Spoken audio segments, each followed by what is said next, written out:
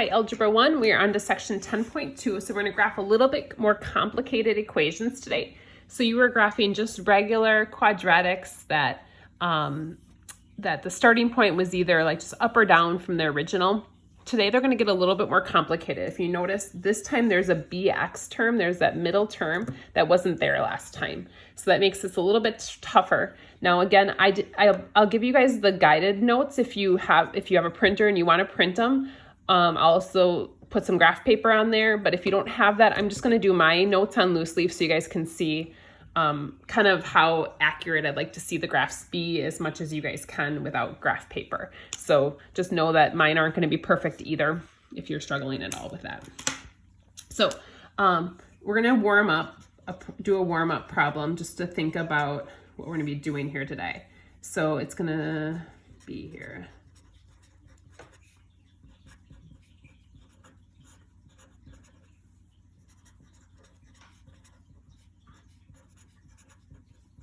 So in this problem, this formula is going to become really important to you this section.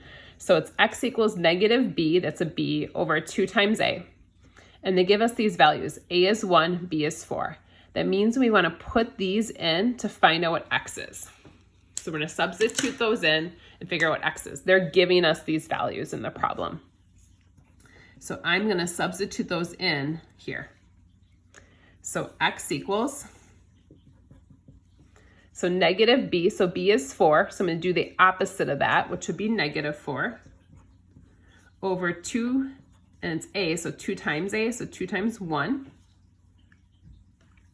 So 2 times 1 is going to be 2.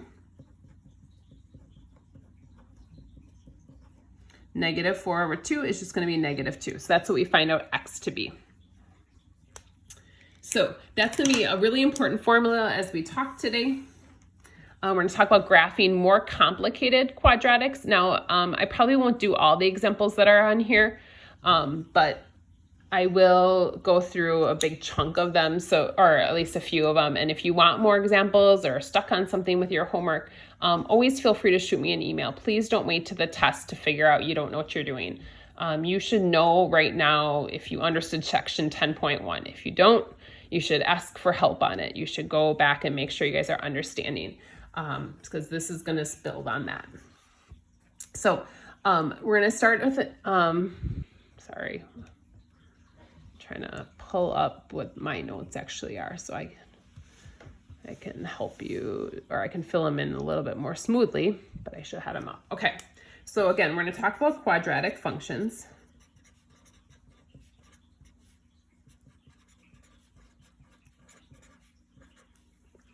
And a quadratic function, we talked about this last time, looks something like this. But last time the bx was missing, so now we're going to have one. So a reminder that we knew that the graph is going to be a parabola.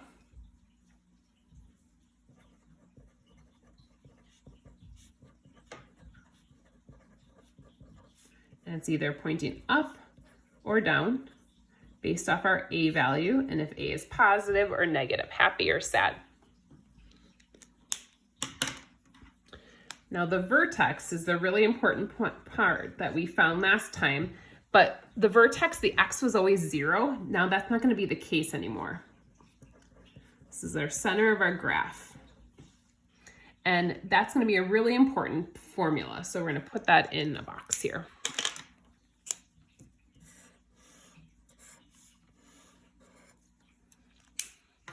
So the formula is actually the one we just used up here. It's x equals negative b over 2 times a. So this is a formula you want to star, you want to highlight, you want to find a way to remember it. Obviously, you don't have to memorize it because you'll be using it notes for the test, but you want to make sure you know how to find that x coordinate of the vertex. Now to find the y coordinate, what we're going to do is we're going to substitute the x back into the equation.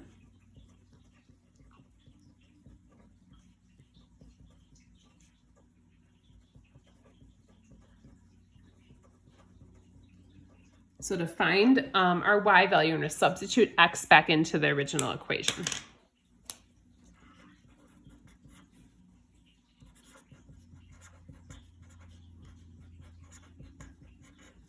So we're gonna use this as our first example here. So I wanna figure out what the vertex is. In this problem, let me see, am I graphing it? No, we're just gonna find the vertex.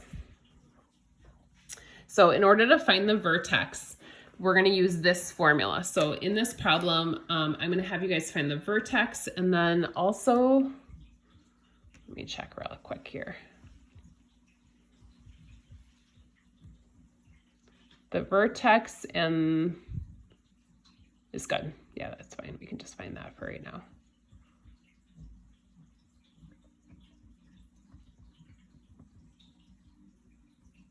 Sorry, a little slow here. So we're gonna find the vertex, and that's x equals negative b over 2 times a. Before I put that into the formula, I'm gonna list what a, b, and c are, and that comes from this original problem. So the a is in front of the x squared. So a is actually negative 2 in this case. B is in front of the x, so that's gonna be 12. And I guess if you care, c is negative 7. In this formula, it doesn't matter though. So a, b, and c are right there for us. Now in our formula, we need to do negative b over 2 times a.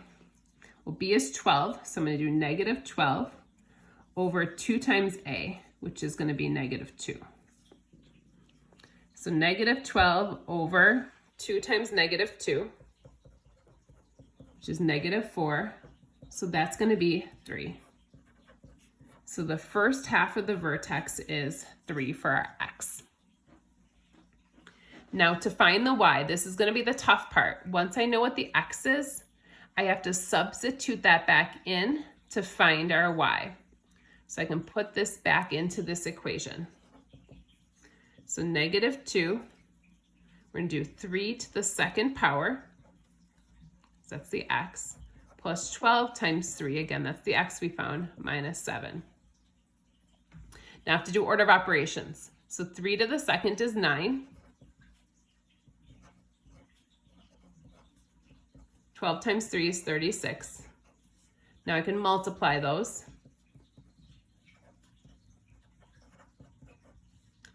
And I end up with y being 11. Negative 18 plus 36 is 18, minus 7 is 11.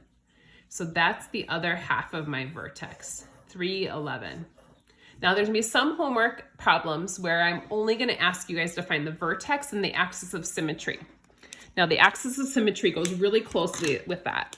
With the axis of symmetry, it's just that vertical line that goes through the center of our graph.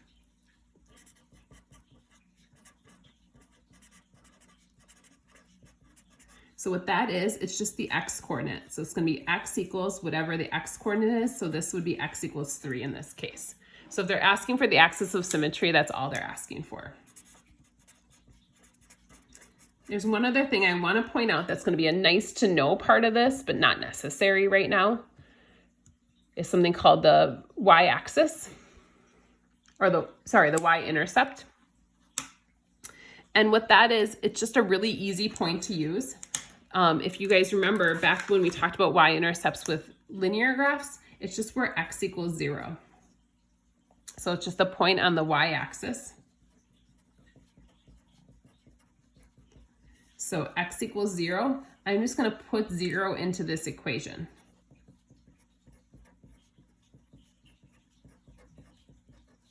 So 0 squared is just gonna be 0, so this is gonna become 0, this will come 0, so y is gonna be negative 7.